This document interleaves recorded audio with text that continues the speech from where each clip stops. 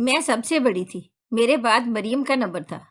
खालाजाद से मेरी शादी हुई तो मेहंदी वाले दिन फूफी ने फैसला कर लिया कि वो मरियम का रिश्ता इफ्तिखार के लिए लेंगी। शादी में मरियम बहुत खूबसूरत लग रही थी। इफ्तिखार ने भी माँ के फैसले पर खुशी का इजहार किया। हम चारों बहनों में बिलाशुबा अल्लाह ताला ने मरियम को सबसे ज्यादा हुस्न की दौलत से नवाजा था। मेके में शादी के बाद हमारी पहली दावत फूफो ने की और अपने फैसला से आगाह किया। ये तो हमारी खुशकिस्मती है फूफो कि आपने मरियम को बहू बनाने का इरादा किया है, वरना यतीम लड़कियों को अब जल्द अच्छे रिश्ते मिलते हैं। उन दिनों वो ज्यादा अमीर ना थी, लेकिन हमसे खुशहाल थी, क्योंकि मेरे वालिद की वफात को 6 बरस से ज्यादा अरसा गुजर चुका था। मरहूम एक सरकारी महकमे में क्लर्क थे।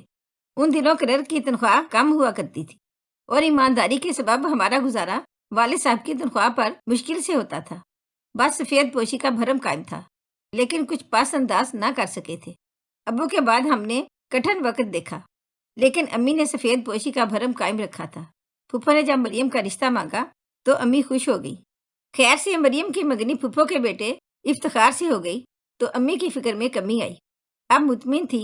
बाकी 2 छोटी बेटियां तो अभी पढ़ रही थी, एक छठी और दूसरी 7वीं में थी। इफ्तिखार का मुस्तकबिल रोशन था। उसका इंजीनियरिंग का आखिरी साल था। अम्मी से कहा गया था कि जो ही हमारा बेटा सालाना इम्तिहान देगा, शादी की तारीख रख लेंगे। इफ्तिखार भाई के फाइनल पेपर्स हो चुके। उन्होंने कहा थोड़ा सा वक्त और चाहिए, अच्छी नौकरी मिलने की जल्द तवक्को है, मुलाजमत मिलते ही शादियाने बजाएंगे। मरियम को अपने मंगेतर से मोहब्बत हो गई थी। अम्मी चुपके चुपके थोड़ा बहुत जहेज बनाने में लगी थी। उन्हीं दिनों इफ्तिखार को अचानक बैरून मुल्क जाने का चांस मिल गया। वो इस मौका को गंवाना ना चाहता था और मरियम को उसकी जुदाई से अंदेशे डराते थे। ऐसी कई कहानियां सुन रखी थी कि लड़का बैरून मुल्क गया तो वहां का होकर रह गया, वहां किसी और से शादी कर ली। मंगेतर या मनकूहा इंतजार की आग में जलती रह गई। वालदा ने फूफो से बात की। वो बोली, एक दफा जाने दें, 1 साल बाद आएगा, तब तक अच्छी तैयारी कर लेंगे। हम कोई गैर नहीं कि आपको हम पर भरोसा नहीं है। फिक्र ना करो भाभी, 1 साल तो पलक झपकते गुजर जाता है। मैं जुबान देकर फिरने वाली नहीं। फूफो की तसल्लियों पर अम्मी ने एतमाद कर लिया। इफ्तिखार बैरून मुल्क चला गया और मेरी बहन उसके इंतजार में अपने अंदेशों से लड़ने के लिए अकेली रह गई। इफ्तिखार भाई ने सऊदी अरेबिया जाते ही अपने दूसरे भाई को भी बुला लिया। उसका एक गैर मुल्की कंपनी से 3 साल का मुआहदा हो गया। दोनों भाई खूब कमा रहे थे और वह तकरीबन सारी कमाई घर भिजवा रहे थे। इस कमाई से उनके घरेलू हालात खूब से खूब तर होते चले गए। दौलत से इंसान की आजमाइश होती है। उनके तो मिजाज ही 7वें आसमान पर पहुंच गए। अब जब फूफो आती, इस किस्म की बातें करती, फलाने बेटी को जहेज में गाड़ी बंगला दिया है, लड़की भी डॉक्टर है, लोग सोच समझ कर रिश्ते करते हैं। कभी फरमाती सास नंदों को भी जेवर दिए जाते हैं लड़की वालों की तरफ से। मैं एक शादी में गई तो लड़की वालों की फराख दिली पर हैरान रह गई। सास को 10 तोले के कड़े और हर नंद को 2-2 तोले के कड़े दिए और तमाम रिश्तेदारों को कीमती जोड़े दिए। लोग बड़ी धूमधाम से बेटियां रुखसत करते हैं। अम्मी उनकी बातें सुनती तो दिल थाम लेती, सोचती ये इनको क्या होता जा रहा है। क्या दौलत आ जाने से इंसानों के मिजाज इतने बदल जाते हैं। तरह तरह की बातें सुनकर भी अम्मी खामोश थी। कहती थी कि देखती हूँ कब बिल्ली थैले से बाहर आती है। आखिरकार उन बातों का मकसद समझ में आ गया। उन्होंने एक अमीर घराने की लड़की देख रखी थी और अब किसी बहाने ये रिश्ता खत्म करना चाहती थी। वो जब भी आती हर बार नई आग लगा जाती ताकि भावज का दिल किसी तौर बुरा हो जाए।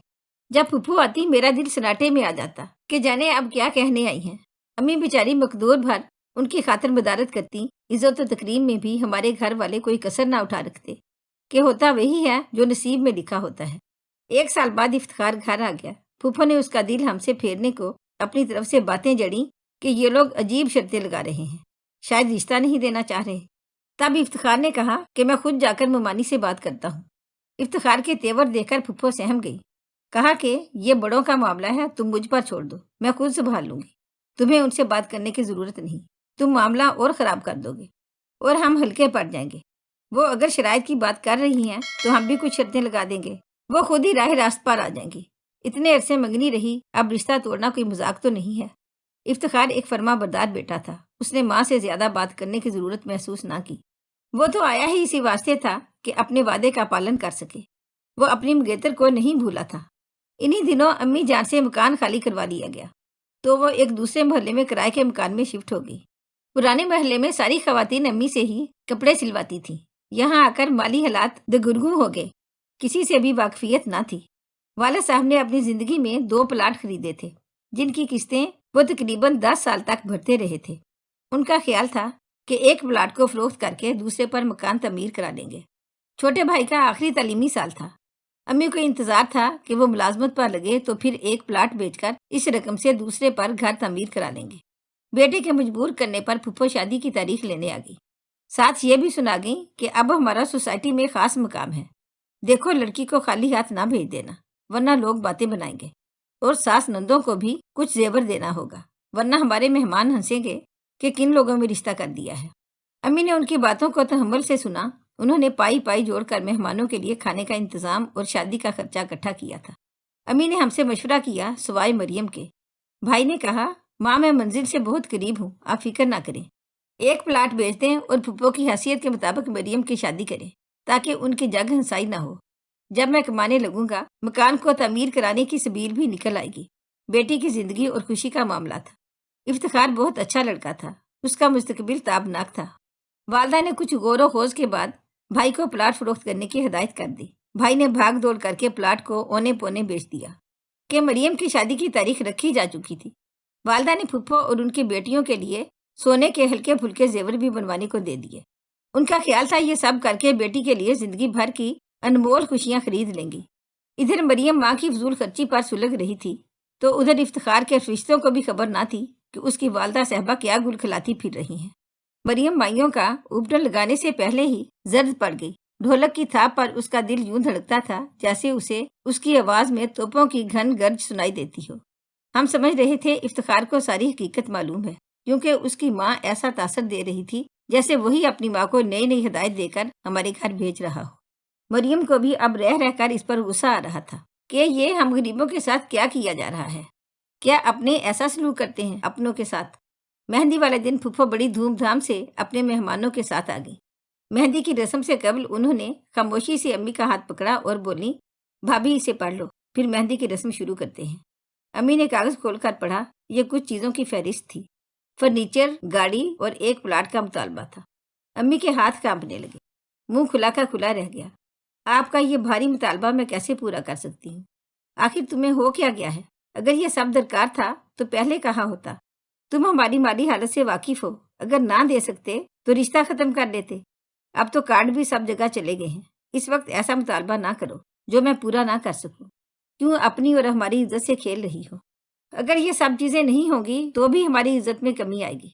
देखो भाभी, मुझे मालूम है भाईजान मरहूम ने अपनी जिंदगी में 2 प्लाट खरीदे थे। वो किस दिन के लिए रखे हैं? यही वक्त है अपनी इज्जत बनाने और शानो शौकत दिखाने का। अरे भाई, उनको बेच दो। शब्बो एक बेच दिया है, तभी शादी के अखराजात पूरे हो रहे हैं। दूसरा कैसे बेच दूं? इतनी जल्दी क्यों कर बिकेगा? कुछ तो खुदा का खौफ करो। कीमत लगवा लो, मैं खरीद लेती हूँ। नहीं तो कार बाद में दे देना। फिलहाल प्लाट और फर्नीचर से काम चला लेंगे। अरे भाई, जो चीजें दुल्हन लाएगी उनको वही इस्तेमाल करेगी। हमारे पास पहले अल्लाह का दिया सब कुछ है, तो आप लोगों की इज्जत बनाने वाला मामला है। अम्मी इसे ज्यादा ना सुन सकी। वो पलंग पर बैठ गई और फूट फूट कर रोने लगी। अम्मी को रोता पाकर मैं उनके पास गई। जब हाल मालूम हुआ तो मैंने फुफ्फो से कहा कि आपने बहुत कम वक्त में हमें इम्तिहान में डाला है। बहरहाल आप बैठिए, थोड़ी देर में अपने शोहर से बात करती हूँ। मरियम एक तरफ माइयों बैठी थी, उसकी सहेलियां पास थीं। मैंने उनको जरा देर के लिए कमरे से बाहर भेज दिया कि जरूरी बात करनी है। मरियम को बताया कि फुफ्फो प्लाट हथियाना चाहती हैं। जहेज में कोई काम की चीज नहीं है, बेटी को प्लाट दे दो। तुम क्या कहती हो? मरियम का जर्द चेहरा गुस्से से सुर्ख हो गया, जाने उसके बदन में उस वक्त कहाँ से खून आ गया था। आखिर उन्होंने क्या कहा है? उन्होंने कहा है तुमने प्लाट बेचा है तो बेटी को हर चीज देकर इज्जत से रुखसत कर दो। अब तुम्हारे पास रुपये पैसे की कमी नहीं है। अजब बात है, क्या अपने मरहूम भाई की बेवा के साथ एक नंद ऐसा सलूक कर सकती है? यह सुनकर मरियम ने दुपट्टा सर से उतार फेंका। बोली, मैं करती हूँ जाकर फुफ्फो से बात। नीयत खराब थी तो इस मरहले तक क्यों पहुंचाया? अब बारातियों के सामने हमें बेइज्जत करना चाहती हैं। मरियम के खतरनाक तेवर देखकर मैंने कहा, तमाशा ना बनाओ, जरा सब्र से काम लो। मुझे थोड़ी सी मोहलत दे दो। दूसरे कमरे में आकर मैंने इफ्तिखार को फोन किया। उसने कहा कि आप फहरिस्त का कागज लेकर मेरे पास आ जाएं। मुझे इस मामले से अम्मी ने बेखबर रखा है। गाड़ी गली में खड़ी थी, 1 मिनट को दूल्हा के घर जाना है। मैंने अपने शोहर से कहा। आध घंटे में हम इफ्तिखार के सामने बैठे थे। اس نے کاغذ پر نظر ڈالی، پھر قلم اور کاغذ نکالا اور میرے شوہر سے کہا، میں بولتا جاتا ہوں، آپ لکھتے جائیے۔ پھوپھو جان، آپ کو بھاری فرنیچر، برتنوں کے سیٹ، ریفریجریٹر، حتیٰ کہ کار تک جہیز میں مل جائے گی، لیکن میری بھی ایک شرط ہے، آپ کو ڈیفینس میں میرے لیے 2 کنال کی کوٹھی خریدنا ہوگی، جہاں میں اپنے بھاری جہیز کو سجاؤں گی۔ اس گھر میں صرف میں اور افتخار رہیں گے۔ اگر آپ کو میری فرمائش منظور نہیں تو پھر ہمیں بھی آپ کا مطالبہ منظور نہیں ہے۔ فقط مریم۔ افتخار نے کہا، یہ خط آپ امی کو دے دیجئے، آگے میں سنبھال لوں گا۔ یہ تحریر مریم کی طرف سے پھوپھو کو پہنچی تو وہ چکرا گئیں، دوڑی ہوئی بیٹے کے پاس گئیں کہ دیکھو ان لوگوں کی شرافت، ایک تو غربت کے باوجود ہم ان کی لڑکی لے رہے ہیں، اوپر سے ان کے ایسے نخرے، اتنی بڑی شرط لگا دی۔ افتخار نے آپے سے باہر ہوتی ماں کو تھاما، وہ بولا، آپ نے بھی تو ایک فہرست ممانی جان کو دی ہے۔ انہوں نے تو انکار نہیں کیا، ابھی باجی کے شوہر آئے تھے، وہ کہہ گئے ہیں، بیٹا جو فہرست تم نے بھجوائی ہے ہم سب اشیاء دے رہے ہیں، فکر مت کریں۔ تو امی جان جب غریب ہو کر وہ اپنی عزت رکھ رہے ہیں تو ہم صاحب حیثیت ہوتے ہوئے ان کا ایک مطالبہ کیوں نہ مان لیں؟ ہم اپنی یہ کوٹھی مریم کے نام کر دیتے ہیں۔ ہرگز نہیں، کیا ہم کو دربدر کرنے کا ارادہ ہے؟ ٹھیک ہے، تو پھر نہ ہم ان سے کچھ لیتے ہیں اور نہ انہیں کچھ دیتے ہیں، سادگی سے شادی ہو جانے دیجیے۔ مجھے سرے سے یہ رشتہ منظور نہیں ہے، ابھی جا کر اسے ختم کرنے کا اعلان کرتی ہوں۔ جب دروازے سے بارات لوٹ جائے گی تب دیکھتی ہوں کیسے کرتی ہے ہماری بھاوج مریم کی شادی۔ ہماری کیا جگ ہنسائی ہوگی جو ان کی ہوگی۔ رخصتی میں تو 2 دن باقی ہیں، امی جان میں ہرگز ایسا نہ ہونے دوں گا۔ افتخار کے والد نے بھی بیٹے کا ساتھ دیا۔ بیگم یہ ٹھیک کہہ رہا ہے، دنیا والوں کا نہیں، کم از کم اپنے مرحوم بھائی کا خیال کرو۔ بیگم کیا ہو گیا ہے تمہیں؟ بیٹے کے سامنے پھپھو کو ہار ماننا پڑ گئی۔ نکاح مردانے میں مردوں کے درمیان ہوا۔ افتخار نے نکاح نامے پر یہ بھی لکھوا دیا کہ اگر خدا نخواستہ لڑکی کو طلاق ہو گئی تو دولہا 50 تولہ سونا اور ایک کوٹھی لڑکی کو دے گا، اور اگر اس گھر میں لڑکی کو کوئی جسمانی گزند پہنچا تو دلہن کے برسا قانونی چارہ جوئی کے مجاز ہوں گے۔ اس شرط کا علم پھپھو کو بعد میں ہوا، وہ خوب چلائیں تو بیٹے نے کہا، اکثر جہیز نہ لانے پر سسرال میں بہو کے ساتھ انتقامی کارروائی کے واقعات سننے کو ملتے ہیں، لہٰذا میں نے اس رجحان کی حوصلہ چکنی کی خاطر یہ لکھوا دیا ہے۔ یہ پھپھو کے لیے سخت توہین کا باعث تھا، مگر اب صبر کا گھونٹ پینا ہی تھا۔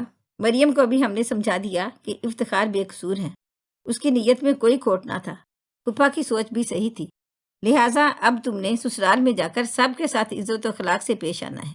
پھپھو کچھ کڑوی کسیلی کہیں تو درگزر کرنا۔ افتخار نے بھی اسے پہلے دن سمجھایا کہ بڑوں کی عزت کرنا لازم ہے، تمہاری فرما برداری اور تحمل نیکی بن کر ہمارے نصیب سنوارے گا۔ سچ کہا تھا افتخار نے۔ چند دن پھپھو کا منہ پھولا رہا، بعد میں انہیں احساس ہو گیا کہ وہ غلطی پر تھی۔ مریم کو سینے سے لگا لیا، ایک پل اس کے بنا نہ رہ پاتی تھی، کہتی تھی کہ کتنی نادان تھی میں جو اتنی اچھی بچی کو ٹھکرا رہی تھی، میری آنکھوں پر لالچ کی پٹی بندھ گئی تھی۔ پھپھا نے بھی افتخار سے کہا، شاباش بیٹے، تم تعلیم یافتہ ہو، اسی لیے انسانیت کے پاسدار ہو، مجھے تمہارے جیسے بیٹے کا باپ ہونے پر فخر ہے۔ یہ ایک تعلیم یافتہ نوجوان کی فراست تھی جس نے مریم جیسی محبت کرنے والی خوبصورت لڑکی کی زندگی میں دکھوں کی بجائے خوشیاں بھر دی، ورنہ ہماری پھوپھی نے تو کوئی کسر نہ چھوڑی تھی۔ اگر آپ کو ہماری آج کی کہانی اچھی لگی ہو تو پلیز اسے لائک کریں، شیئر کریں اور مزید اچھی ویڈیو کے لیے ہمارے چینل کو سبسکرائب کریں۔ شکریہ۔